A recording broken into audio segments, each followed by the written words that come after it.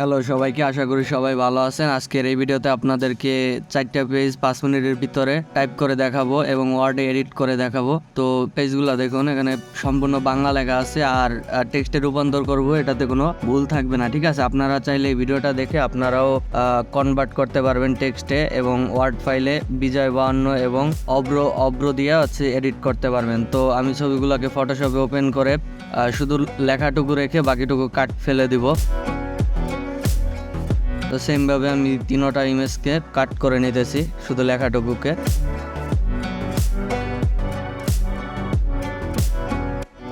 এবং ছবিগুলোকে সেভ দিয়ে নিতেছি। এখান থেকে সেভ দেওয়ার পরে আপনারা চলে আসবেন গুগল ক্রোমে এবং লিখে সার্চ করবেন ইমেজ টু টেক্সট। ঠিক আছে, লিখে সার্চ করার পরে এখানে প্রথমে যে ওয়েবসাইটটা আছে এটার লিঙ্ক আবার ভিডিও ডিসক্রিপশনে দেওয়া আছে, আপনারা চাইলে ওখান থেকে ক্লিক করে সরাসরি এই ওয়েবসাইটে চলে আসতে পারবেন।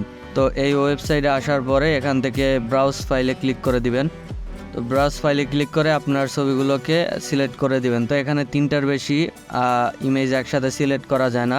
3টার বেশি ইমেজ একসাথে সিলেক্ট করতে গেলে আপনার প্রিমিয়াম অ্যাকাউন্ট লাগবে। তো আমার যেহেতু প্রিমিয়াম অ্যাকাউন্ট নাই, সেই জন্য 3টা করে অ্যাড করে দিলাম। তো এরপরে জিজ্ঞাসা করতে যে আপনি রোবট কিনা। তো এখান থেকে আপনার যে মোটর সাইকেলের ইমেজগুলো চাইছে ওই ইমেজগুলো সিলেক্ট করে দিলেই দেখুন এখানে কিন্তু ছবি থেকে লেখাগুলো এক্সট্রাক্ট হচ্ছে। ঠিক আছে, তো আমি আরেকটা আরেকটা ট্যাব নিয়ে এখানে আরেকটা ছবি যেটা আছে ওইটাকে আপলোড করে দেব। আপলোড করার পর সাবমিটে ক্লিক করে এখান থেকে আবার জিজ্ঞাসা করতেছে আমি রোবট কিনা। তো এখান থেকে যেই ইমেজটা চাইছে ওই ইমেজটা সিলেক্ট করে দেবেন। যেমন মোটর সাইকেল চাইছে, মোটর সাইকেল সিলেক্ট করে দেওয়ার পরে এখানে দেখুন আমার ইমেজ থেকে লেখাগুলো এক্সট্রাক্ট হচ্ছে। ঠিক আছে, তো দেখুন এখানে কিন্তু আমার ইমেজের যে লেখা ছিল ওইটাই কিন্তু টেক্সটে রূপান্তর হয়েছে। তো আমি লেখাগুলোকে কাট করে নতুন একটা ট্যাব নিয়ে লিখে সার্চ করলাম বিজয় কনভার্টার। ঠিক আছে, এটার লিঙ্কও আমার ভিডিও ডিসক্রিপশনে দেওয়া আছে। এরকম অনেক কনভার্টার আছে, সেগুলো কিন্তু ভুল থাকে বানান, কিন্তু বিজয় কনভার্টার যেটা এটা কিন্তু ভুল থাকে না। এটার লিঙ্ক আমার ভিডিও ডিসক্রিপশনে দেওয়া আছে। তো আমি এই লেখাগুলোকে কাট করে নিয়ে কনভার্টার এখানে ইউনিকোড ইনপুট এখানে আপলোড করে দিতেছি, পেস্ট করে দিতেছি। কপি করে এখানে পেস্ট করে দেওয়ার পরে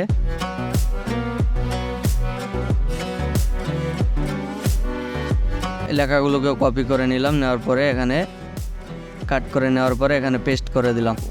দেওয়ার পরে নিচে একটা অপশন দেখতে পাচ্ছেন যে ইউনিকোড টু বিজয়। ঠিক আছে, এটাতে ক্লিক করে দিবেন।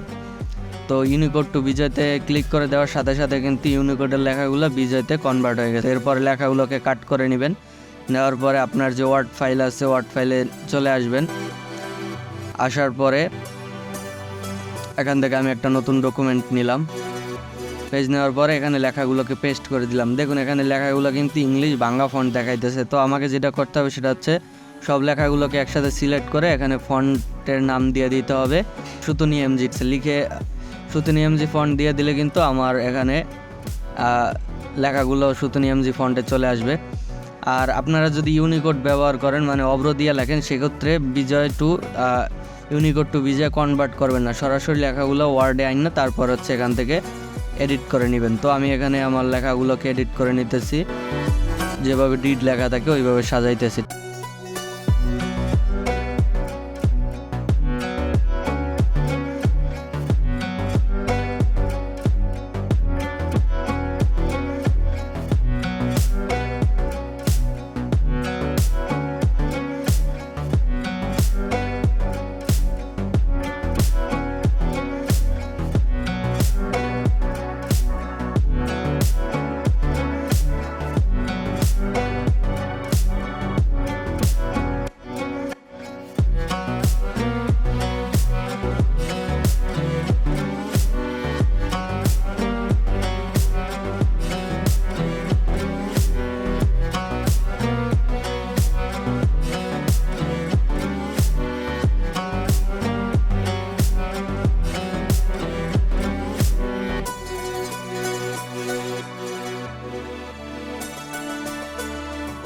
তো আমার এখানে কিন্তু পেজটা সাজানো কমপ্লিট হয়ে গেছে। আপনারা চাইলে সেম প্রসেসে মোবাইল দিয়েও সেম কাজটাই করা যায়। আপনারা চাইলে মোবাইল দিয়েও করতে পারেন, আমি কম্পিউটার দিয়ে আপনাদেরকে করে দেখালাম। তো আশা করি ভিডিওটা আপনাদের কাজে আসবে। তো ধন্যবাদ সবাইকে, আসসালামু আলাইকুম।